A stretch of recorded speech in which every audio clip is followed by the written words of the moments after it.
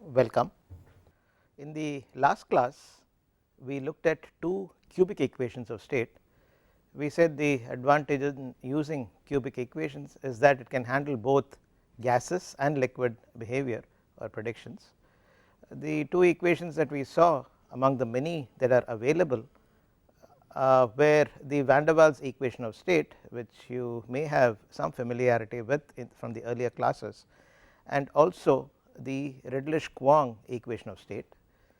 And we also saw means by which we can calculate the constants A and B in those two equations, and the rationale for that calculation was left as an exercise towards the end of the last class.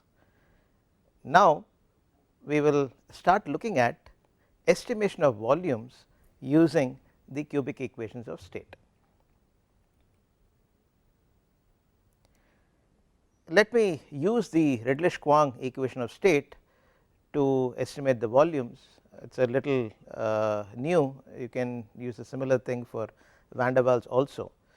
So the Redlich-Kwong equation of state can be used to estimate the volumes of pure substances, and recall that the module deals only with pure substances, this module, if the temperature and pressure are known. We know that the from the very name that these are cubic equations, and therefore we need to necessarily solve them iteratively for volume. So we will write equations appropriately and then solve it. And we also saw from the previous exercise that for iterative solutions the initial guess is very important to ensure quick convergence as well as correctness of the values. Suppose the function is like this and you start with a different initial value, you might end up with a solution that may not be even relevant for the case in question. Therefore, some more insights are required apart from a regular mathematical treatment to know where you are operating. More importantly, we said that the cubic equations can handle both the vapor behavior or the gas behavior as well as the liquid behavior. The vapor volumes are going to be very different from the liquid volumes, maybe hundreds of times more. One volume of liquid approximately 500 to 800 volumes of the gas. Therefore, they could be 2 or 3 orders of magnitude different, and therefore the initial guess depends on the state that we are dealing with. In other words, whether the pure substance is in a vapor form or in a liquid form will determine the initial guess that we are going to make, and this of course will depend on the properties, temperature and pressure. Later in the course we will see how to actually fix the number of variables that are required to know the state of a system. Let us first consider vapor volumes. A good initial guess for vapor volumes is very easy. This is what we chose in the last exercise also, that is the volume that comes from the application of the ideal gas equation. And a good initial guess for liquid volumes may not be that obvious right now, but consider the constant B that appears in the van der Waals equation. For example, van der Waals we are familiar with, there is a V minus B that comes in there. That B essentially accounts for the volume of molecules in the gas, and we are subtracting that to get it of the form that was suitable for that equation of state. Therefore, the value of B that accounts for the volume of molecules could be a very good initial value or an initial guess to start with if one is interested in finding out liquid volumes. Therefore, for a gas volume or a vapor volume, it is an ideal gas equation, the volume that comes out of that, and for the liquid volumes the constant B is a good initial guess. Now let us set up the Redlich-Kwong equation for iterations. In the last exercise we set up something else for iterations. Here we will set up the Redlich-Kwong equation for iterations. To do that, this is the Redlich-Kwong equation, P equals RT by V minus B minus A divided by square root of T power half, that is V into V plus B. This is nothing but equation 3.9, the Redlich-Kwong equation. We will multiply both sides by V minus B by P. Note, we need to have V on this side as well as V on this side for an iterative solution. The iterative solution becomes necessary because of the cubic nature of the equation. So if we focus on V on this side and V on this side, to get rid of P, let us multiply this by V minus B by P. If we do that here, we need to do that on the right hand side also, and if we do that, P and P will get cancelled, V minus B would remain. Here V minus B would get cancelled, and the first term would be RT by P, and here again we need to multiply by V minus B by P, which would result in A, a minus of A into V minus B divided by T power 0.5 square root of T into P into V plus B. And therefore we can transpose this equation and also write it in terms of n plus 1 and n, which will be suitable for iterations. We always said that we have a guessed value, then we calculate a value, then we compare the calculated value to the guessed value till a certain level of convergence, and therefore the guessed value could be n and the calculated value could be n plus 1.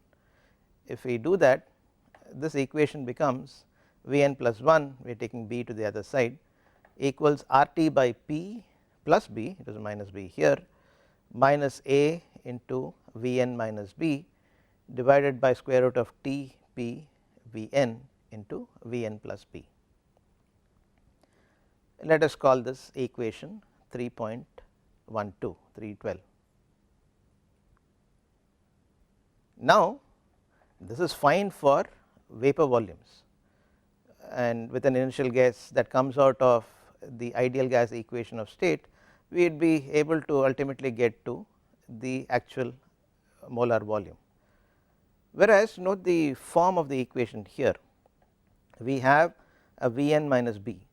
Therefore if our initial guess is going to be B, this term is going to get out completely, and therefore the this a big loss of information here to get to be able to do effective iterations to get realistic liquid volumes. Therefore this is not the form that we would like to employ for doing iterations to get to liquid volumes. Therefore we need another form of this equation, either equation 3.9, which is the Redlich-Kwong equation. Yeah, I think that is a better place to start. Here we cannot really do much. Therefore let us start with the Redlich-Kwong equation itself, which is 3.9, and write it in a form that will allow us to overcome this difficulty and iterate to get liquid volumes. If we expand 3.9, we had 3.9 was this, P equals RT into V minus B minus A by T power 0.5 V into V plus B. Multiply, reduce this side to a common denominator, then cross multiply here and so on and so forth. If we do all that, we will get a polynomial expression in terms of V, and that polynomial expression would turn out to be, please do this exercise and convince yourself that this is indeed what you are getting, and also check whether there are any errors in this.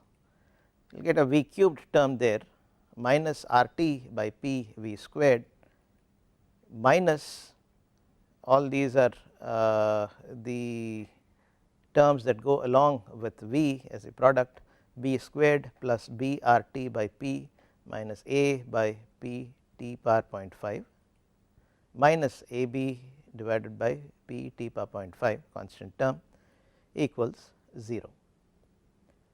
It comes from nothing but a regular reduction or a simplification initially and then an expansion of the Redlich-Kwong equation, algebraically speaking.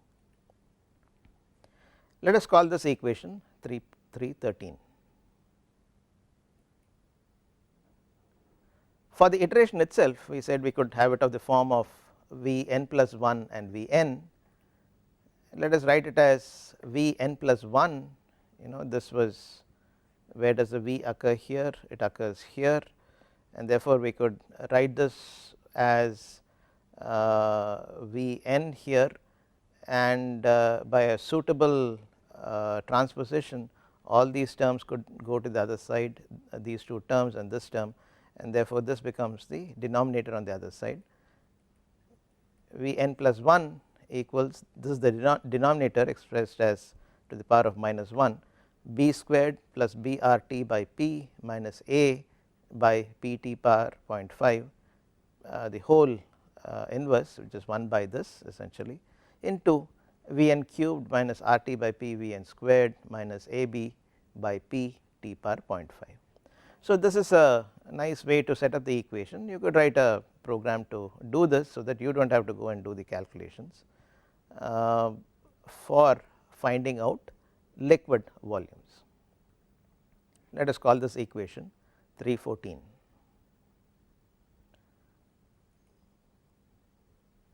To see how to apply this, to get more comfortable with the process itself, iterative process, and to recognize that gaseous volumes and liquid volumes are two distinct entities that could be obtained from the same equation, let us do this example 3.2.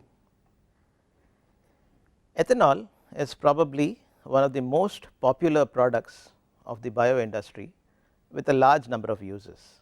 This I do not have to tell you, you already know that ethanol is a very popular product.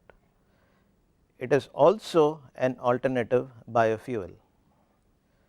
The blending of ethanol with gasoline is done very routinely nowadays, in some countries to the extent of about 15 to 20%, in some other countries 5 to 10%. They have different targets to meet, by which, to the extent to which they can blend ethanol, so that they could reduce the cost of the fossil fuel, the amount of fossil fuel that is being used. As you all know, ethanol comes predominantly from a biological route. Saccharomyces cerevisiae produces ethanol, and that produces your alcoholic beverages also. During the processing of ethanol, post production in a bioreactor, after being produced in a bioreactor, it is subject to conditions of 35 degrees C, at which temperature the vapor pressure is 1.3 into 10 power 4 pascals. Assuming that only ethanol is present, we are dealing with pure substances in this module, so let us make an assumption here that only ethanol is present in this particular process, in this particular situation.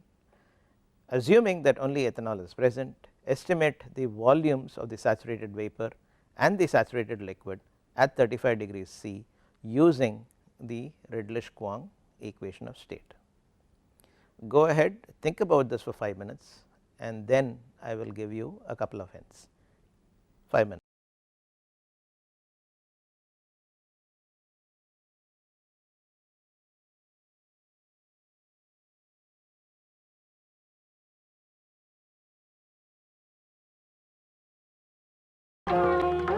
Okay, now that you have thought through it,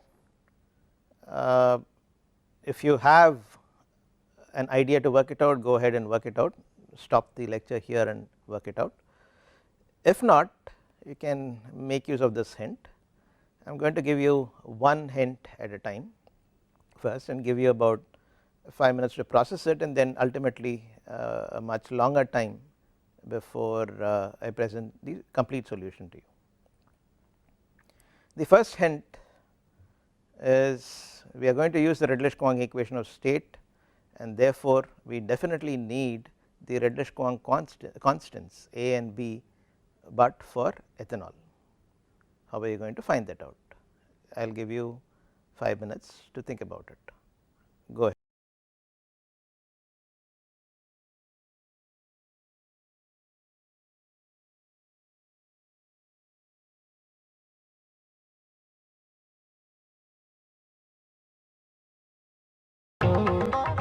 Okay.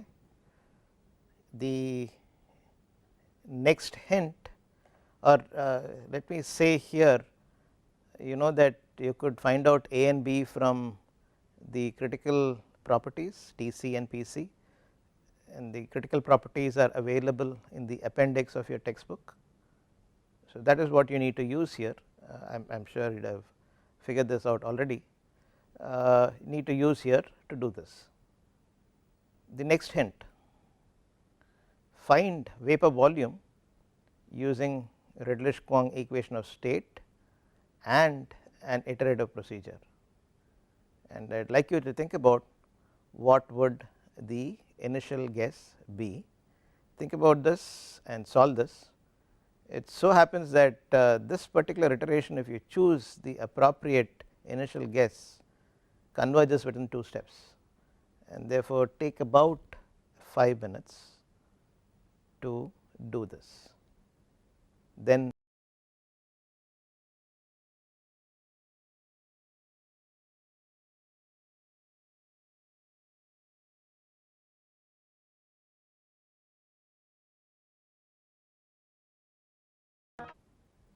okay, now go ahead and solve or complete the process for these 2 steps if you have not already done so, and since this involves some calculations, I think you should take about 10 minutes to do it.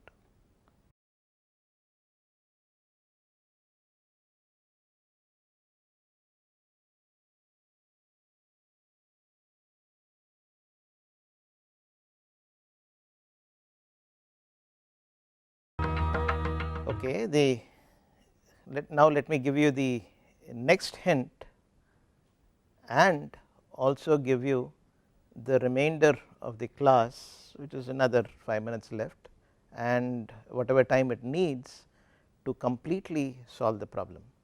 Why I need to give you that much time, I will tell you in a minute, I will tell you very shortly. The next hint is to find the liquid volume using the Redlich-Kwong equation of state and an iterative procedure, and what would the initial guess be in this case is something that you would want to consider. This iteration takes about 5 or 6 steps for convergence, and therefore take the remainder of this class and whatever time it takes as homework to complete the solution.